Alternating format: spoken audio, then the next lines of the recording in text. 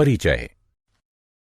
क्या तुम जानती हो कि हमारे सौर तंत्र में केवल हमारी पृथ्वी ही एक ऐसी है जिस पर जीवन पाया जाता है? हाँ, ये इसलिए होता है क्योंकि जीवन के लिए आवश्यक कुछ निश्चित वातावरणीय दशाएं जैसे तापमान, जल, वायु तथा भोजन केवल पृथ्वी पर ही उपलब्ध है। पृथ्वी पर उपस्थित संपदा पृथ्वी पर पाए जाने वाले सभी जीवधारियों की भी मूलभूत आवश्यकताओं की प्राप्ति के लिए जरूरी है। इसके अतिरिक्त सूर्य से मिलने वाली ऊर्जा भी पृथ्वी पर रहने वाले जीवों के लिए आवश्यक है। जीवमंडल पृथ्वी की सतह पर जीवन को सहायता देने वाला तंत्र है, जो कि वायुमंडल में कुछ मील की दूरी से लेकर महासागरों के गहरे समुद्र की तलहटी तक फैला हुआ है। भूमि, जल तथा वायु पृथ्वी पर पाए जाने वाले संपदाएं हैं। प्राकृतिक संसाधन वायुमंडल, जलमंडल और स्थल मंडल के घटक हैं। जीवन मंडल का भौतिक भाग 3 मुख्य समूहों में विभाजित किया गया है: स्थल मंडल, जल मंडल और वायुमंडल। स्थल मंडल में पृथ्वी की सबसे बाहरी परत यानी परपटी या क्रस्ट के ठोस घटक जैसे मृदा, चट्टान और खनिज शामिल होते हैं। केवल पृथ्वी की सबसे बाहरी परत, जिसे मृदा भी कहते हैं, में जीवित जंतु पाए जाते हैं तथा ये जीव मंडल का एक भाग बनाती है।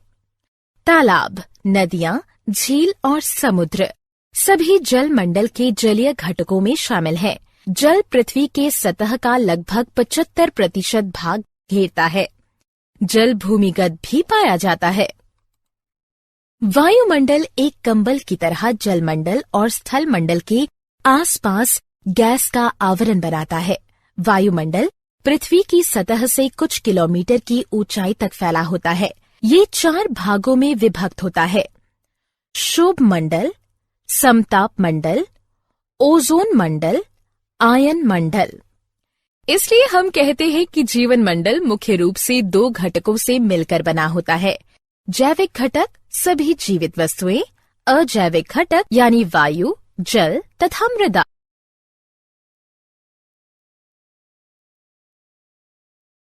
उद्देश्य।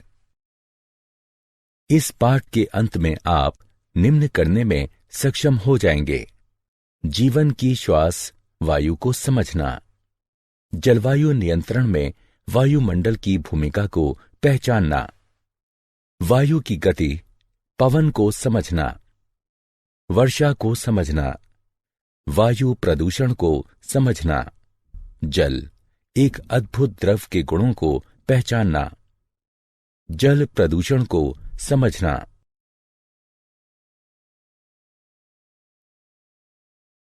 जीवन की श्वास वायु। हम सभी जानते हैं कि वायु नाइट्रोजन, ऑक्सीजन, कार्बन डाइऑक्साइड तथा जल वाष्प का एक मिश्रण है। इस मिश्रण के कारण ही पृथ्वी पर जीवन संभव है। पृथ्वी की सतह पर अधिकांश मात्रा में नाइट्रोजन तथा ऑक्सीजन उपस्थित है। नाइट्रोजन 78%, ऑक्सीजन 21%, कार्बन डाइऑक्साइड तथा अन्य गैसें 0.03%, निष्क्रिय गैसें ऑर्गन 0.93%। हम ये पहले से ही जानते हैं कि जीवधारी यूकेरियोटिक या प्रोकैरियोटिक कोशिकाओं से मिलकर बने होते हैं। इसलिए कोशिकाओं को ग्लूकोज अणुओं के विखंडन तथा अपने क्रियाकलापों के लिए ऊर्जा प्राप्त करने के लिए ऑक्सीजन की आवश्यकता होती है। इसके परिणाम स्वरूप कार्बन डाइऑक्साइड का निर्माण होता है। एक अन्य प्रक्रिया जिसके परिणाम स्वरूप ऑक्सीजन की खपत तथा कार्बन डाइऑक्साइड का निर्माण होता है, दहन की प्रक्रिया कहलाती है, जो कि या तो मानव क्रियाकलापों अथवा जंगलों में लगी आग का परिणाम होती है। हालांकि विभिन्न क्रियाकलापों द्वारा कार्बन डाइऑक्साइड का एक बड़ी मात्रा में निर्माण होता है, किंतु फिर भी वायुमंडल में कार्बन डाइऑक्साइड का प्रतिशत कुल प्रतिशत का एक छोटा सा भाग ही है। कार्बन का यह प्रतिशत सीमित इसलिए है क्योंकि कार्बन डाइऑक्साइड दो विधियों से स्थिर होती है। पहला, हरे पौधे इसे ग्रहण करके सूर्य के प्रकाश तथा क्लोरोफिल की उपस्थिति में ग्लूकोज में बदल देते हैं। दूसरा, बहुत से समुद्री जंतु समुद्री जल में घुले कार्बोनेट से अपने कवच बनाते हैं। जलवायु नियंत्रण में वायुमंडल की भूमिका।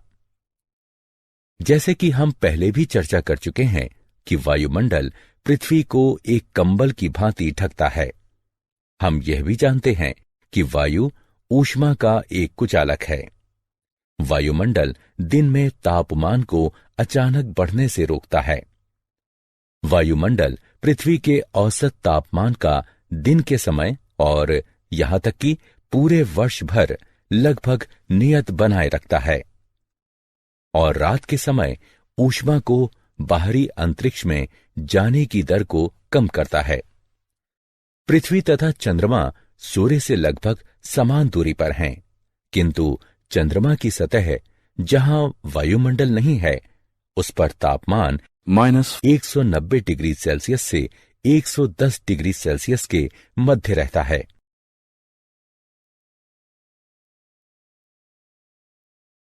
वायु की गति। पवन।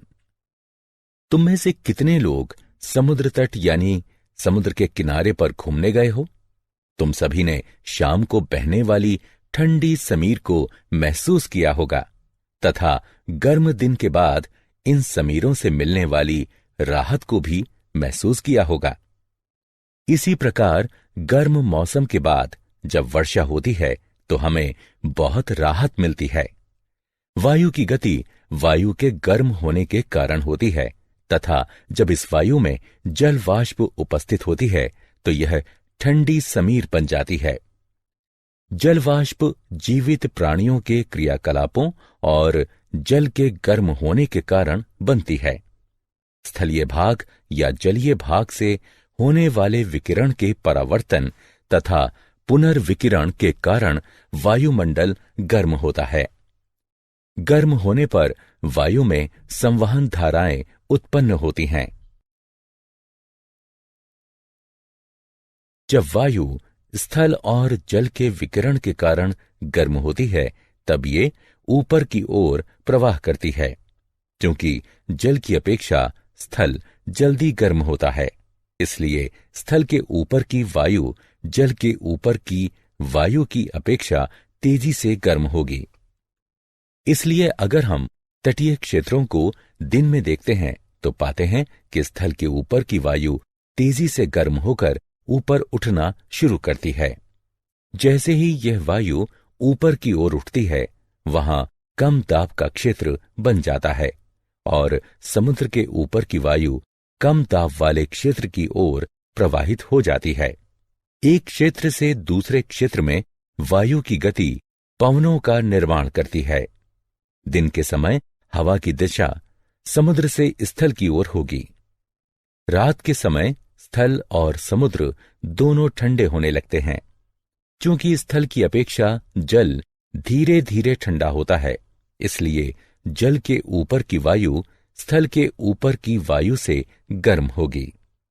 हवा की सभी गतियां विभिन्न वायुमंडलीय प्रक्रियाओं का परिणाम है, जो पृथ्वी के वायुमंडल के असमान विधियों से गर्म होने के कारण होता है। इन हवाओं को बहुत से अन्य कारक भी प्रभावित करते हैं, जैसे पृथ्वी की घूर्णन गति तथा पवन के मार्ग में आने वाली पर्वत श्रृंखलाएं। वर्षा। जैसा कि हम सब जानते हैं कि गर्म, नम तथा उठने वाली वायु आसमान में बादलों का निर्माण करती है। इस प्रकार हम यह कह सकते हैं कि दिन के समय जलीय भाग के गर्म हो जाने से बादल बनते हैं। जब गर्म वायु ऊपर की ओर उठती है तो ये फैलती है तथा ठंडी हो जाती है। वातावरण में ठंडी वायु जमीन की तरफ सिकुड़ जाती है। ठंडा होने के कारण हवा में उपस्थित जलवाष्प छोटी छोटी जल की बूंदों के रूप में संघनित हो जाती है।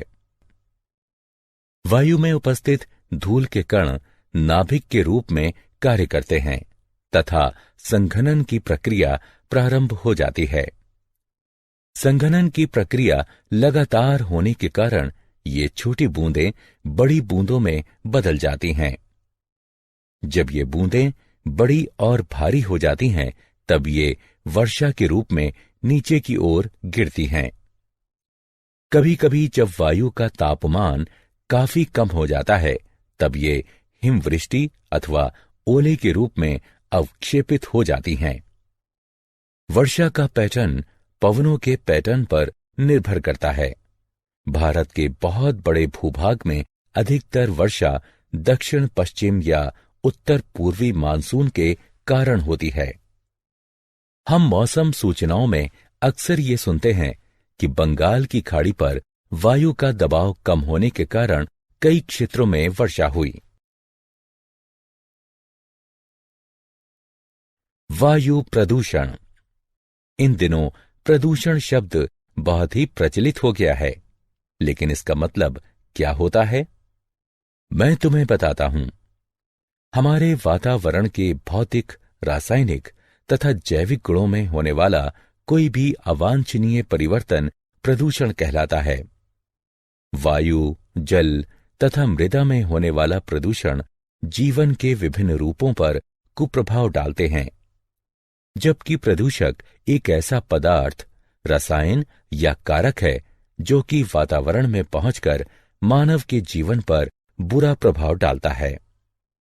प्रदूषक को इस प्रकार भी परिभाषित किया जा सकता है कि यह एक गलत मात्रा में, गलत स्थान पर या गलत समय पर पाया जाने वाला एक घटक है। वातावरण में बाह्य कणों अथवा गैसों की उपस्थिति जो कि मानव, पौधों तथा जंतुओं के लिए हानिकारक होती है, वायु प्रदूषण कहलाती है। वायु प्रदूषण का मुख्य कारण जीवाश्म ईंधन का दहन है। जीवाश्म ईंधन जैसे कोयला और पेट्रोलियम पदार्थों में नाइट्रोजन और सल्फर की बहुत कम मात्रा होती है। जब ये ईंधन जलते हैं, तब नाइट्रोजन और सल्फर भी इसके साथ जलते हैं तथा यह नाइट्रोजन और सल्फर के विभिन्न ऑक्साइड उत्पन्न करते हैं। इन गैसों का केवल सांस के रूप में लेना ही खतरनाक नहीं है, बल्कि ये वर्षा के जल में मिलकर अम्लीय वर्षा भी करते हैं। जीवाश्म ईंधनों का दहन वायु में निलंबित कणों की मात्रा को भी बढ़ा देता है। ये निलंबित कण बिना जले कार्बन कण या पदार्थ हो सकते हैं, जिन्हें हाइड्रोकार्बन कहा जाता है। इन सभी प्रदूषकों की अधिक मात्रा में उपस्थिति दृश्यता को कम करती है, विशेषकर सर्दी के मौसम में, जब जल भी वायु के साथ संघनित होता है। इसे धूम कोहरा कहते हैं तथा ये वायु प्रदूषण की ओर संकेत करते हैं। इन पदार्थों वाली वायु में सांस लेने से कैंसर, हृदय रोग या एलर्जी जैसी बीमारियां होने की संभावनाएं अधिक हो जाती हैं।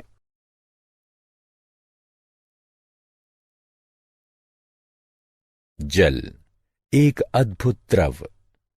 जल पृथ्वी की सतह के सबसे बड़े भाग पर उपस्थित है और यह भूमिगत भी होता है। जल की कुछ मात्रा जल वाष्प के रूप में वायुमंडल में भी पाई जाती है।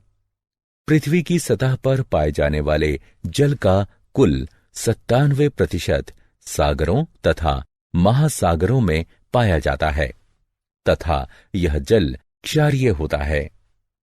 पृथ्वी पर 1% ही स्वच्छ जल पाया जाता है। 2% शुद्ध जल बर्फ के रूप में दोनों ध्रुवों पर तथा बर्फ से ढके पहाड़ों पर पाया जाता है।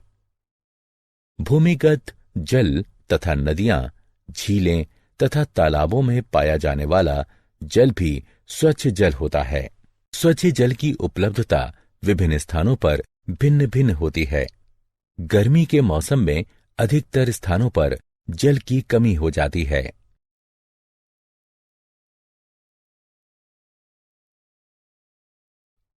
जल का महत्व। जल इसलिए आवश्यक है क्योंकि सभी जीवों को जल की जरूरत है। सभी कोशिकीय प्रक्रियाएं जलीय माध्यम में होती हैं।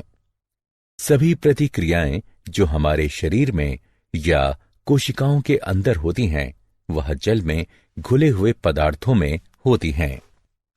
शरीर के एक भाग से दूसरे भाग में पदार्थों का संवहन खुली हुई अवस्था में होता है। इसलिए जीवित प्राणी जीवित रहने के लिए अपने शरीर में जल की मात्रा को संतुलित बनाए रखते हैं। स्थलीय जीवों को जीवित रहने के लिए शुद्ध जल की आवश्यकता होती है, क्योंकि खारे जल में नमक की अधिक मात्रा होने के कारण जीवों का शरीर उसे सहन नहीं कर पाता है। इसलिए प्राणियों और पौधों को पृथ्वी पर जीवित रहने के लिए आसानी से जल उपलब्धि के स्रोत आवश्यक हैं।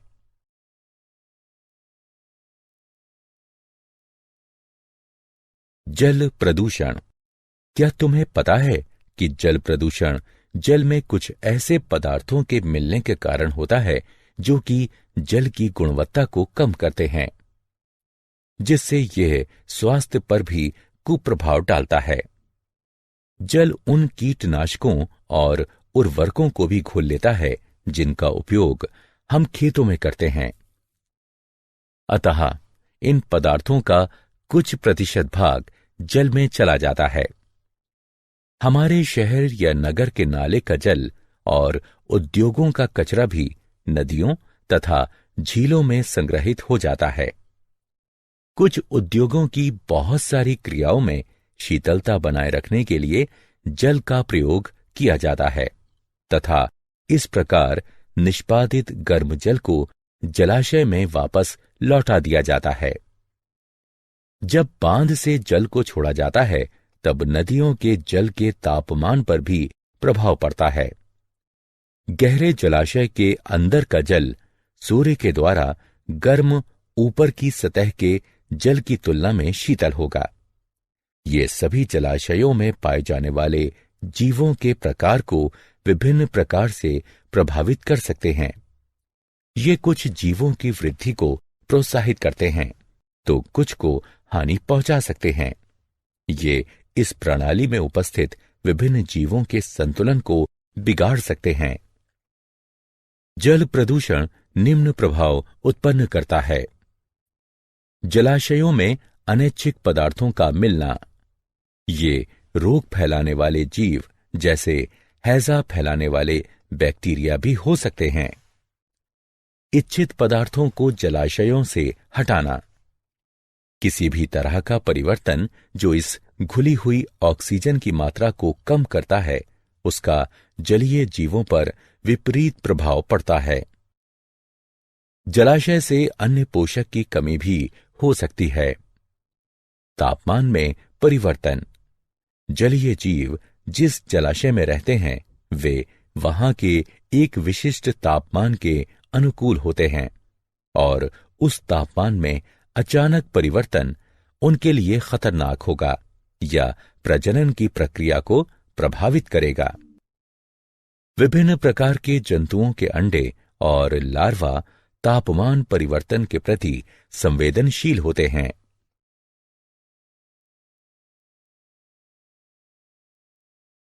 क्या आप जानते हैं, स्टेच्यू ऑफ लिबर्टी SO2 तथा NO2 एवं ताजमहल मथुरा रिफाइनरी से निकलने वाले SO2 के द्वारा प्रभावित हो रहे हैं। SO2 से अस्थमा तथा ब्रोंकाइटिस आदि होने की संभावना बढ़ जाती है। 1920 में जापान में 200 लोग इटाई रोग के प्रभाव के कारण मर गए थे, जो कि कैडमियम विष के कारण हुई थी। 1989 से 5 जून को विश्व पर्यावरण दिवस के रूप में मनाया जाता है। 16 सितंबर को ओजोन परत के बचाव का अंतर्राष्ट्रीय दिवस के रूप में मनाया जाता है। अक्टूबर का प्रथम सप्ताह वन्य जीवन सप्ताह के रूप में मनाया जाता है।